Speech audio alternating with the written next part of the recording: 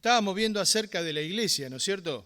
Lo que es la iglesia, ya estuvimos viendo el significado, el origen de la palabra, la etimología del concepto, cómo nace en el Antiguo Testamento, lo que era una congregación, la congregación de Israel, no siendo iglesia Israel, sino estudiando la palabra.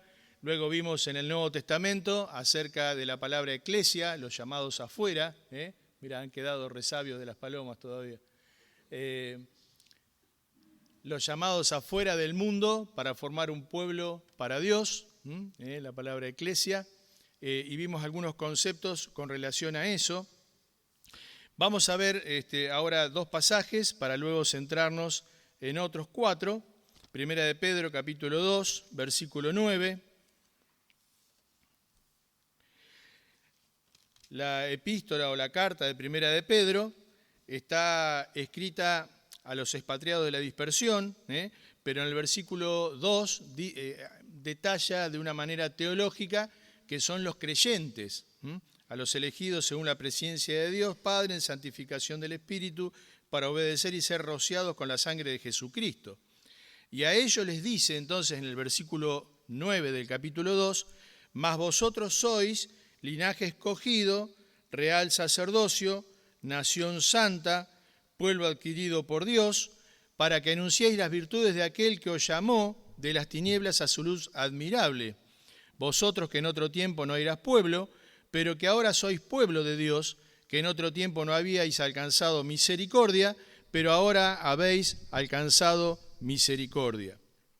Luego sigue hablando aquí el apóstol Pedro, pero básicamente va a describir a la iglesia con algunas características que tiene. Y dice linaje escogido, real sacerdocio, nación santa, pueblo adquirido por Dios. Linaje escogido, no es un linaje devenido, un linaje fortuito, un linaje que se dio, sino un linaje, una estirpe, un sector que el Señor elige, utiliza. Pero también dice real sacerdocio, y real sacerdocio va hablando en cuanto a que ya cada uno de nosotros somos sacerdotes delante de Dios, nosotros tenemos acceso directamente delante de la presencia de Dios. Pero también habla de una nación santa, y nación santa acá va hablando ya no de una nación con disparidad de criterios o de morales o de principios, sino una nación unida por la santidad posicional que el Señor nos ha dado al salvarnos, pero también con la santidad práctica que la iglesia debe llevar adelante día a día. Pueblo adquirido por Dios, ya lo mencionamos el domingo pasado, porque habéis sido comprados por precio. No es un pueblo elegido así nomás, sino un pueblo que el Señor mismo ha pagado con su propia sangre. Pero luego aquí denomina o dice ¿para qué? ¿No? Bueno, la iglesia tiene, ya lo vamos a ver seguramente no en este domingo, sino en el que viene, no vamos a llegar a las características o a las funciones o a las actividades de la iglesia hoy, pero tiene varias, pero acá habla de algo fundamental que dice, para que anunciéis las virtudes de aquel que os llamó de las tinieblas a su luz admirable. Si bien va hablando acá, más vosotros sois, y habla en una forma, utilizando la palabra, permítamelo, corporativa, como grupo de iglesia, esta palabra que va mencionando acá, para que anunciéis, en el original, va hablando de para que cada uno anuncie. Ya sigue hablando de lo grupal, pero a la vez ahora está hablando de la sumatoria de las voluntades o de los accionares de cada uno. Por lo cual nosotros como iglesia somos una nación santa, un pueblo adquirido por Dios, pero cada uno, o sea, la iglesia va a ser evangelista o la iglesia va a anunciar, va a cumplir con este objetivo de anunciar las virtudes de aquel que nos llamó, cuando cada uno de sus miembros cumple con este objetivo, con este accionar. Entonces, para que anunciéis, está enfocado en cada uno de nosotros. Podría decirse de otra forma, para que cada uno de ustedes anuncie las virtudes de aquel que nos llamó. Y es interesante cómo plantea acá la predicación del Evangelio. Porque si bien nosotros conocemos un plan de salvación y utilizamos y es muy bueno, porque lo hace concreto, entendible y simplificado a lo que realmente necesita conocer una persona para poder ser salva y aceptar a Cristo, acá lo menciona y dice, dar a conocer a Dios, para que anunciéis las virtudes de aquel que os llamó. Lo pone de otra forma, podría decir acá, para que prediquen el Evangelio, para que den a conocer la perdición del hombre y la salvación que hay en Cristo. Sin embargo, lo pone de esta otra forma. Dice, para que anunciéis las virtudes de aquel, ¿quién es aquel? Cristo, que os llamó de las tinieblas a su luz admirable. Entonces quiere decir que lo que estamos llamados, y está puesto de esta forma acá, a anunciar es quién es Cristo y lo que hizo en nosotros. Por eso el domingo pasado hablábamos no solo de la predicación, sino de la ejemplificación en la vida. Porque está mencionado de una forma maravillosa en este pasaje la actividad principal de cada uno de nosotros, que es anunciar las virtudes de Cristo, anunciar quién es Cristo, lo maravilloso que es, lo que ha hecho, pero también cómo nos transformó a nosotros. Y por supuesto que no se podría solamente esgrimir o decir con palabras, sino que hay que mostrarlo con la vida. Porque de qué forma nosotros podríamos decirle a personas, no, porque nos ha llamado una vida santa y tenemos una vida que es un desastre y que todos conocen, que no sé, que sos estafador o que andás con diferentes cosas. No tendría sustento, no tendría atracción ninguna de esa.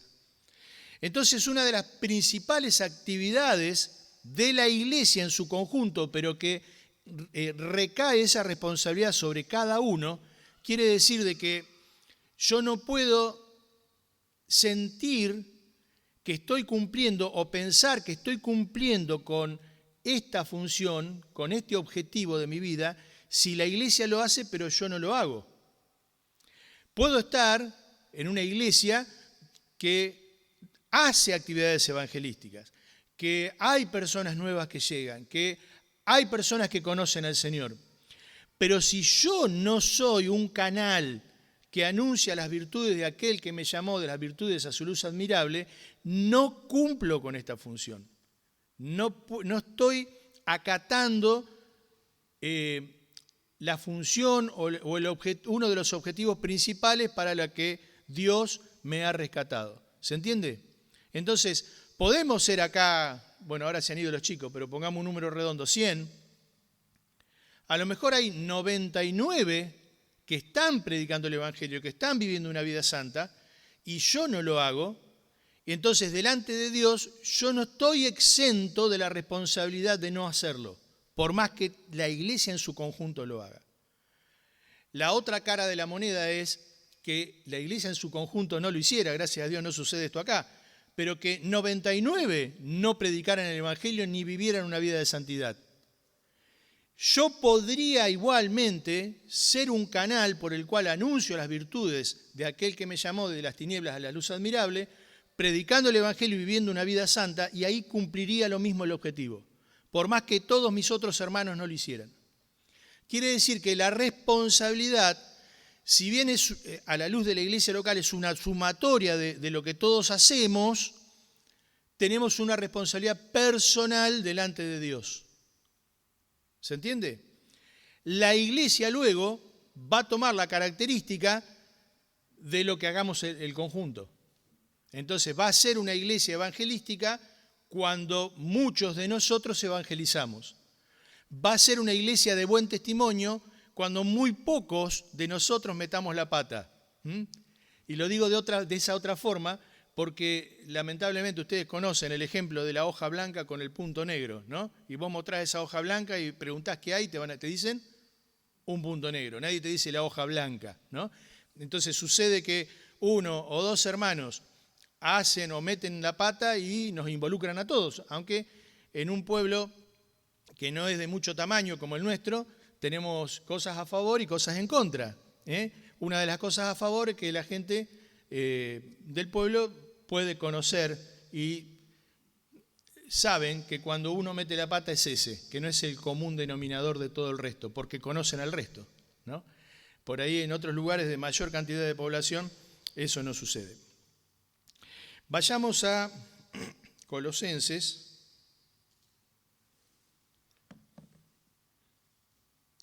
capítulo 1, versículo 13.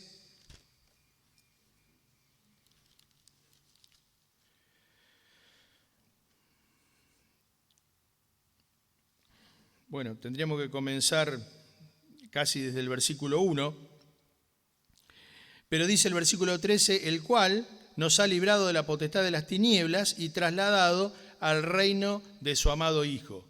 ¿Qué es esto? Nosotros correspondíamos a un reino de las tinieblas por el pecado en el que estábamos. Nos ha trasladado al reino de su amado Hijo. Quiere decir que la iglesia, el conjunto de todos nosotros, estamos en el ámbito de Dios, en el ámbito divino. Ahora, fíjense en Hechos, capítulo 15, versículo 14, vamos a ver el origen de este pueblo que somos nosotros. ¿De dónde surge esto? Hechos, capítulo 15, versículo 14, dice: y Simón ha contado cómo Dios visitó por primera vez a los gentiles para tomar de ellos pueblo para su nombre. Quiere decir que la iglesia es un pueblo formado por Dios. Si bien habemos varias personas que trabajamos dentro de la iglesia en diferentes ámbitos, hay hermanos que trabajan en varias áreas, pero algunos más específicamente en jóvenes, en niños, en lo que fuera, en el ámbito que fuera, y ese trabajo se traduce muchas veces en frutos. Este pueblo, esta iglesia está formada por Dios. Dice acá cómo Dios visitó a ellos, a los gentiles, para tomar de ellos pueblo para su nombre. Dios es quien forma la iglesia. Por eso es el dueño de la iglesia. Pero también la iglesia no solo es un pueblo formado por Dios, sino que es de origen celestial. Filipenses capítulo 3, versículo 20, es un pasaje que conocemos.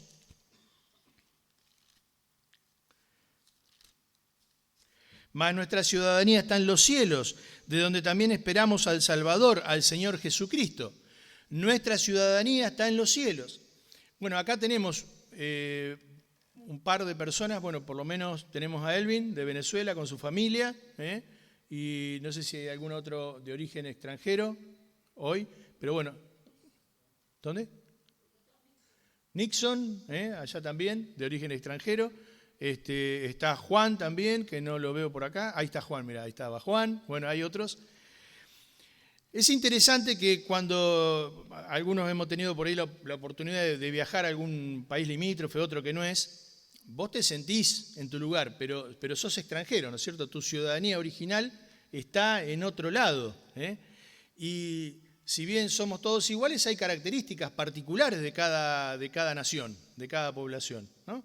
Por ejemplo, Juan, una de las características que tiene es que usa mucho los diminutivos y es cariñoso, ¿no? Medio mimosón, que le dicen, no, cariñoso, ¿viste?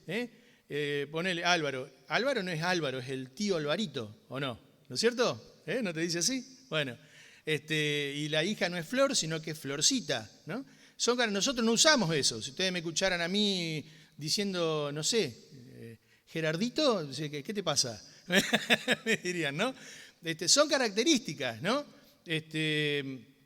Hablando un poco medio sin saber, el pueblo venezolano suele ser muy educado, muy cortés, ¿no? y a la vez muy agradable en el hablar. De hecho, ayer hablaba con alguien que tiene empleados, unas chicas venezolanas empleadas, y dice que son muy buenas para atender. Bueno, tienen características, nosotros por ahí somos un poco más toscos, ¿no? No todos, pero algunos argentinos. Entonces hay una ciudadanía que se ve, que vos lo ves y decís, ¿de dónde sos? O a lo mejor a veces lo identificás fácilmente de dónde es por su forma de hablar, por su forma, aún a veces por su parecer físico. Acá nos está hablando de una ciudadanía que tenemos los cristianos, que es una ciudadanía celestial. No solo es un pueblo formado por Dios, sino es un pueblo celestial. Y por tal debería tener características, deberíamos manifestar características que nos hagan distinguibles dentro del resto. ¿De dónde sos vos? No sos de acá. ¿Por qué? Por cómo hablás, por cómo te vestís, por cómo te conducís, por ciertas características deberían identificarnos como que somos forasteros. Claro, se van a dar cuenta que somos argentinos o que sos de la nacionalidad que sea, pero se ve que es algo distinto. ¿Por qué? Porque tenés costumbres distintas, porque tenés una forma de hablar distinta. Entonces, no solo somos un pueblo formado por Dios, sino que tenemos una ciudadanía celestial y a esa ciudadanía nos debemos. Es interesante también de que el anhelo por su patria que solemos tener, yo cuando he estado afuera, puede ser lindo el viaje, todo lo que quieras, pero por lo menos a mí me pasa, llego a Ezeiza y digo, estoy acá. Y cuando llego a Monte y veo ahí la rotonda, digo, listo, estoy en mi pecera, estoy en mi lugar. Es como que te relajás, como que estás en tu lugar, ¿no? No sé si les pasa a los demás. Puede estar lindo el lugar, no es que sea feo el lugar, está todo bien, pero llegás a tu lugar y es tu lugar. Bueno, eso mismo deberíamos sentir nosotros con relación al cielo.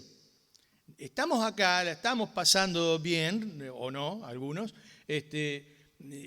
con algunas luchas, estamos con una actividad, tenemos un objetivo para estar acá, pero nuestro deseo es volver o ir a nuestra patria, llegar allá.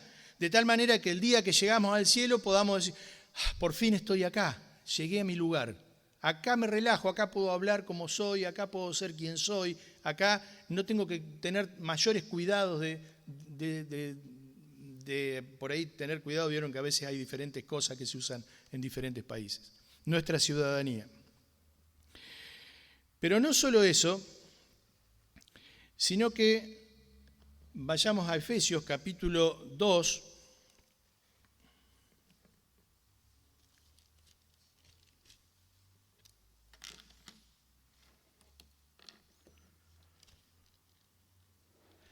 versículos 14 al 16, dice, porque Él es nuestra paz, que de ambos pueblos hizo uno, derribando la pared intermedia de separación, aboliendo en su carne las enemistades, la ley de los mandamientos expresados en ordenanzas, para crear en sí mismo de los dos un solo y nuevo pueblo, haciendo la paz, y mediante la cruz reconciliar con Dios a ambos en un solo cuerpo, matando en ellas las enemistades. ¿Qué habla acá? Bueno, acá habla de judíos y gentiles. Es interesante la división de la humanidad a través de los tiempos. Cuando Dios crea al hombre, ¿qué crea? Un hombre, una mujer, una familia. Hombre, mujer, nacen Abel y Caín. ¿Sí? Había una unidad, no había dos pueblos. ¿Qué sucede después? ¿Cuál es el primer evento catastrófico de la humanidad? Caín mata a Abel. A raíz de eso, creo que está por el capítulo 4 de Génesis, a raíz de eso, ¿qué sucede? Caín es desterrado, está echado de la tierra, ¿sí? Luego nace Set, y ahí tenemos la primera división, las hijas de Dios o los hijos de Dios y los hijos de los hombres. Se les llama así los hijos de Caín, que él dice, bueno, pero me echás de la tierra, ahora estoy castigado, cualquiera que me encuentre me va a matar, y Dios dice, no, voy a poner, y puso una señal que no sabemos cuál es, sobre Caín para que nadie lo mate, pero Caín se reprodujo después. No vamos a entrar en cuáles son las hijas que tomó, pero bueno, tuvo que haber tomado hermanas, primas, bueno, veremos después, eso no importa, no estamos en antropología ni nada por el estilo, sino hablando en cuanto a la división de los pueblos. Y termina habiendo un linaje de Caín y un linaje de Set, o de Adán y Eva, porque Adán y Eva no solo tuvieron a Set, sino que tuvieron muchos hijos e hijas, ¿no? Y hay una división allí de los hijos de Caín con los hijos de Set, los hijos que estaban ajustados a los principios de Dios y los que estaban en contra. Viene el diluvio, ¿no es cierto? Se extermina esa división, porque otra vez, del arca, ¿quién desciende? Una familia. No había división ninguna ahí. Pero se emborracha Noé, y Sem ve la desnudez de su padre. No vamos tampoco a entrar en qué significó eso, pero, no Sem, sino Cam, claro. Cam ve la desnudez de su padre, Set y Jafet, ¿sí?, lo cubren, y otra gran división, porque es condenado Cam y los cananeos, hasta el día de hoy, todavía están en contra del pueblo de Israel. Otra gran división, ¿sí? Eso avanza. Llegamos luego a Abraham, a Jacob y Esaú. Jacob, menospreciando la primogenitura, se la vende por un plato de guiso a Jacob, y otra gran división, de Esaú y de Jacob, de donde nacen los árabes y de donde nacen los israelitas, otra gran división. Y llegamos a esta época bíblica y aún a la época contemporánea, desde donde la visión de Dios se muestra en judíos y no judíos, una gran división. Entonces, los judíos, el pueblo de Dios, los no judíos, los gentiles. Siempre la humanidad, por causa de pecado, por causa de desavenencias con Dios, de no obedecer, se fueron produciendo divisiones en la misma humanidad, grandes divisiones. Todo por causa de la desobediencia, de alejarse de Dios. La división siempre viene o es generada por el pecado, por el alejarse de Dios. Pero llega Cristo y dice, ahora de ambos pueblos, de los gentiles y de los judíos, hizo uno, aboliendo las enemistades, derribando la pared intermedia, porque ya no depende del accionar de las personas, sino que ahora depende del accionar de Cristo. Entonces, viene Cristo y dice, en base a los accionares de la humanidad, se produjeron muchas divisiones que han producido guerras, que han producido desastres y hasta el día de hoy, ¿no? Acaba de atacar Irán a Israel y estamos todos pendientes qué va a suceder, naciones con poderío atómico, Rusia atacando a Ucrania y diferentes lugares, ¿no? Estados Unidos estaba por atacar no sé a qué otro país. ¿De dónde viene todo eso? De esas enemistades del origen, de esas enemistades de esos pueblos que se van dividiendo. Pero llega Cristo y ahora dice, ya no dependiendo de ustedes, dependiendo de mí, dice Cristo, dependiendo de mi obra, de todos los pueblos enemistados yo hago uno. Derribo las enemistades, derribo la pared intermedia, derribo, dice, las enemistades, la ley de los mandamientos expresados en ordenanzas. Ya no depende del obrar que ustedes tengan con relación a las ordenanzas que di porque no las pueden cumplir. Ahora, en base a la salvación en Cristo que pueden tener, en base a que derramé mi sangre y los salvé, ya ahora de todos esos pueblos hago uno. Hago uno, un pueblo celestial, un pueblo formado por Dios, que se llama ¿cómo? Iglesia. ¿Entienden? Entonces, si es por nuestro accionar, estamos todos divididos. No hay forma, porque la humanidad es así. Cada uno tira para sus cosas, uno mete la pata, el otro lo condena. Pero en Cristo y por la sangre de Cristo podemos ser uno, un solo pueblo, porque dependemos de Cristo. Efesios capítulo 1, versículos 22 y 23, dice, y sometió todas las cosas bajo sus pies y lo dio por cabeza sobre todas las cosas a la iglesia, la cual es su cuerpo, la plenitud de aquel que todo lo llena en todo. No solo es un pueblo formado por Dios, no solo es un pueblo celestial, no solo es un pueblo universal, sino que también es un pueblo místico. Es un pueblo místico. Usé esta palabra el domingo pasado. Y la palabra místico significa alguien o algo que incluye un misterio.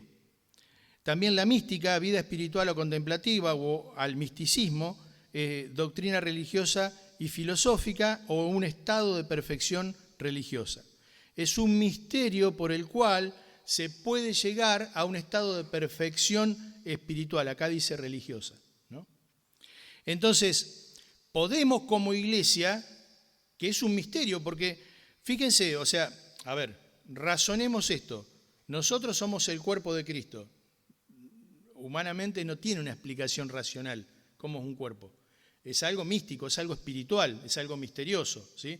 Donde Cristo es la cabeza y nosotros somos el cuerpo, que estamos unidos a Él. Pero esa unión vital a Cristo nos puede llevar o nos lleva a un estado de perfección espiritual. ¿Que somos perfectos espiritualmente? No, lo seremos, cuando estemos glorificados, cuando estemos en la presencia de Dios, ya liberados de este cuerpo de muerte, como le llama Pablo. Pero posicionalmente sí lo somos, porque ya no depende de nuevo de lo que nosotros hayamos hecho, sino de la obra de Cristo que se aplica a nuestro favor. Por lo cual Dios mira a la iglesia y la mira santa. ¿En qué momento nosotros en el cielo hemos de dar cuenta por nuestros pecados? Pregunto. En ningún momento, dice Karina. ¿Están todos de acuerdo? Bueno, en el Tribunal de Cristo tenemos otra postura de Marcos. ¿Hacemos una encuesta? No. En ningún momento vamos a dar cuenta de nuestros pecados. En el Tribunal de Cristo, como bien dice Marcos, vamos a rendir cuenta de lo que hayamos hecho cuando estamos en el Señor para recibir galardones o tener falta de galardones. Pero esa figura que generalmente se da de que morimos y vamos frente a Dios y se pasa una película con todos nuestros pecados y ahí lo que estaba oculto es manifiesto, no aplica ahí. En ningún momento. ¿Por qué no en ningún momento nosotros vamos a rendir cuenta de nuestros pecados? Hablando en el cielo, no acá. Acá se rinde cuenta de los pecados. Y aún está la disciplina eclesiástica, y Dios puede disciplinar, y puede haber muerte, y puede haber enfermedad, y puede haber corrección, etc. En el cielo, frente a Dios, ¿nuestro cuerpo quedó o fue transformado? ¿Cuándo rendimos cuenta? Nunca. Porque la cuenta nuestra ya fue rendida en la cruz. Cristo ya pasó por eso. Cristo ya pasó por el momento de enfrentar al Padre con todos nuestros pecados en su mano. Y ya fueron pagos. Ya pasó esa película con nuestros pecados. Ya recibió Cristo la condenación y ya nosotros hemos sido liberados. Por lo cual no llegamos nunca a la presencia de Dios a decir, bueno, Señor, si mira toda esta porquería que tengo en mi mano que hice, y ahí viene la sangre de Cristo y se aplica. Porque la sangre de Cristo ya fue aplicada a nuestra vida. Entonces jamás daremos cuenta de nuestros pecados porque Cristo dio cuenta de esos pecados en el cielo. Sí daremos cuenta de lo que hayamos hecho para el Señor, o no solo de las cosas físicas que hayamos hecho, sino de la intención con la que hicimos esas cosas. Y ahí nos va a llamar la atención, probablemente, no sé si va a ser tan así, porque yo creo que vamos a estar tan obnubilados, tan deslumbrados en la presencia de Cristo, que no sé hasta dónde nos vamos a poner a mirar a ver qué es lo que recibió o no recibió el que está al lado, ¿no? Pero llevándolo a un plano terreno nuestro, si así fuera, nos va a sorprender que quizás algún líder, algún anciano, algún predicador renombrado, que vos decís cuántas cosas quiso para Dios, resulta que no recibe nada, o recibe una corona. Lo voy a decir en términos muy mundanos, una corona ahí media achacada, no, porque no son así las coronas, una corona o dos coronas, o no recibe nada. Y aquel hermano tan simple, tan sencillo, que venía a la iglesia y que colaboraba con alguna cosa, y decía, pobre hermano, casi otra cosa no puede hacer, resulta que recibe todas. Porque no va por la cantidad de cosas que hagas, va por la disposición y el corazón que tengas para Dios. Porque si vos no sos un predicador de multitudes, es porque Dios no te dotó con los dones y los talentos necesarios para que hagas eso. Por lo cual Dios no te está pidiendo que hagas eso. Dios te dotó con otros dones porque Dios te está pidiendo que hagas otras cosas. Entonces no importa el tamaño de la obra, importa el corazón con el que uno lo haga. Y quizás hay un hermano visitando enfermos, asistiendo en el dolor de otros hermanos que nadie sabe que lo está haciendo, y cuando llegue al cielo haya un cerrado aplauso por su entrada, porque ese hermano es quien sostuvo en los momentos de aflicción a otros hermanos que nadie supo. Y a lo mejor aquel renombrado que todas las luces se prendían sobre él, resulta que era porque lo hacía por los aplausos, o por la ofrenda, o por lo que fuera. Entiéndame, obviamente, me están entendiendo, no quiere decir que todos los predicadores renombrados no van a recibir nada. Muchos de ellos seguramente lo reciban. Pero estoy diciendo que no se pesa por la cantidad, ni se pesa por el nombre en el cielo, ni se pesa por la verbalización o el brillo del ministerio que puedas hacer, sino que en el cielo se va a pesar por el corazón real que tengas para con Dios y por cómo lo hayamos hecho en entrega a Dios. Es que somos todos herramientas de Dios, ¿eh? Y al serrucho no se le va a preguntar por qué no clavó el clavo, se le va a preguntar por qué no cortó la madera. Y al clavo, al martillo no se le va a preguntar por qué no cortó bien la madera, se le va a preguntar por qué no golpeó efectivamente, haciendo un paralelo. Entonces, somos un pueblo místico. ¿Qué quiere decir esto? Espiritual, algo misterioso, porque somos parte de Cristo. Estamos unidos vitalmente a Cristo. Y eso, como decía el domingo anterior, también es lo que produce la unidad. Porque al estar, por carácter transitivo, estar unidos a Cristo, estamos unidos todos los unos con los otros.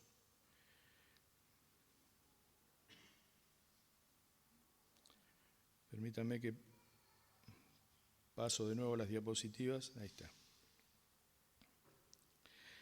Entonces, la que sigue. Entonces, el alcance. La iglesia no es Israel, la iglesia no es el reino, es otra cosa. Ustedes ven ahí dos globos, ¿no? Sí. Bueno, no sé si se alcanza a ver. Pero de todos los pueblos, judíos y gentiles, recuerden que judíos son los israelitas, gentiles el resto, todo el resto somos, ¿sí?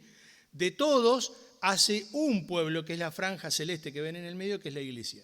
No importa la nacionalidad, porque tenemos otra nacionalidad. Entonces es un nuevo pueblo, es un edificio espiritual, haciendo un reconto de lo que hablamos el domingo pasado y es un nuevo pueblo, es un edificio espiritual, es un organismo viviente. Recuerden, la iglesia no es una organización, estamos organizados para poder hacer cosas, pero no es una organización, es un organismo. ¿Por qué es un organismo? Porque somos parte de un cuerpo que es Cristo. Y también la iglesia es universal y local. Recuerdan, la iglesia universal, los creyentes de todos los tiempos, desde Pentecostés hasta el arrebatamiento. La iglesia local, la representación visible de esa iglesia universal, que son los creyentes que geográficamente se reúnen en un lugar en un tiempo determinado. O sea, por ejemplo, nosotros, otras asambleas también. Todas las cosas que están en la iglesia local, en la iglesia universal, están en la iglesia local. Todas. Y todas vienen de Dios.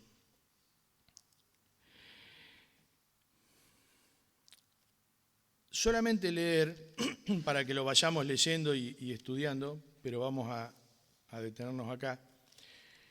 La iglesia tiene características especiales, que nosotros las vamos a ver en Hechos capítulo 2, versículo 41 hasta el versículo 47, que lo tomará Aníbal el domingo que viene, Dios mediante, si regresa a tiempo, que así esperamos que así sea.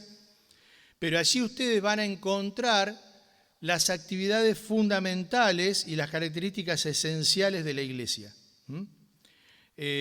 Van a encontrar 4 cosas fundamentales en cuanto a la actividad de la iglesia en el versículo 42, que es perseverar en la enseñanza, en la comunión, en la cena del Señor y en la reunión de oración. ¿Está? Lo digo así, en realidad lo llevo a reuniones, aunque no es tan así, ¿no? Pero dice, en la doctrina de los apóstoles, la enseñanza, que podemos hacer como conjunto, pero también la particular que cada uno hace, la comunión unos con otros, la comunión genuina de asistencia mutua, el partimiento del pan, que se diferencia después de más adelante en el versículo 46, cuando habla de que comían, que eso es comunión en las casas.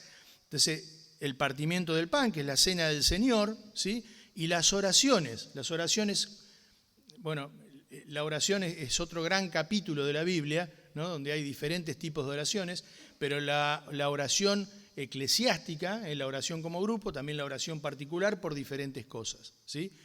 La oración particular de cada uno no reemplaza la oración como iglesia. Necesitamos orar como iglesia, por eso la reunión de oración. La reunión de oración, ¿qué es? un día y un horario con un lugar físico donde nos ponemos de acuerdo para venir a orar juntos. La oración corporativa, la oración conjunta de la iglesia delante del Señor, que tampoco reemplaza mi tiempo de oración particular. Pero básicamente son las 4 actividades fundamentales de la iglesia. La enseñanza, la comunión, la cena del Señor, el partimiento del pan y las oraciones. Y vamos a ver que hay 2 por lo menos cosas fundamentales, aparte de estas, que debemos de tener los miembros, características fundamentales. Aparte de las que devienen de estos 4 principios, está la perseverancia y la sencillez. Versículo 42 dice, y perseveraban, ¿quiénes? Nosotros. Pero luego dice en el versículo 46, partiendo el pan en las casas, comían juntos con alegría y sencillez de corazón. Entonces, perseverancia y sencillez. Podemos ir tratando de estudiar un poquito esas 2 palabras, esos 2 conceptos, y el domingo que viene podemos desarrollarlo un poquito a esto. El Señor entonces nos vaya... Yo sé que muchos de estos conceptos ya los conocen, pero es necesario que como iglesia los podamos rever y reorientarnos. Si estamos orientados ya en este rumbo, bien, y si no, nos reorientamos para entender que la iglesia es del Señor. Que la iglesia es del Señor. Que la iglesia no es un ámbito de supremacía de uno sobre el otro, sino que es un ámbito de desarrollo personal, de desarrollo espiritual. Un ámbito donde se tienen que recrear las condiciones para que uno, con sencillez y alegría, pueda crecer espiritualmente y sostenerse con los hermanos. Ese ámbito y ese ambiente la generamos cada uno de nosotros.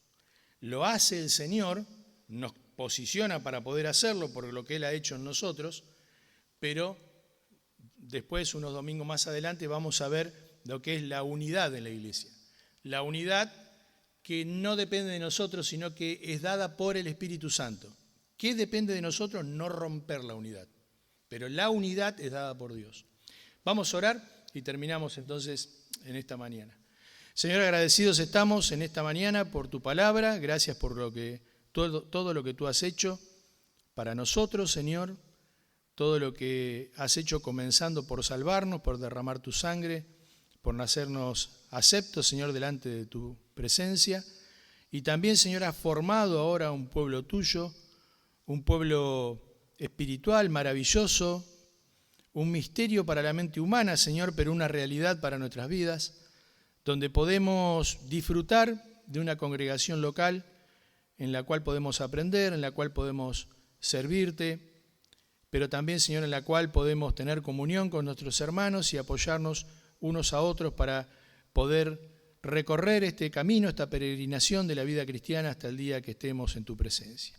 Agradecido por cada uno de los hermanos, de mis hermanos que están hoy aquí presentes. Pensamos también en aquellos que puedan estar enfermos, en Aníbal, Señor, y su familia, y Marisa, que están viajando, para que tú los protejas y los traigas bien, y por cada uno de los que no pudo asistir hoy, para que también puedan estar bien y protegidos, Señor. En el nombre del Señor Jesús, amén.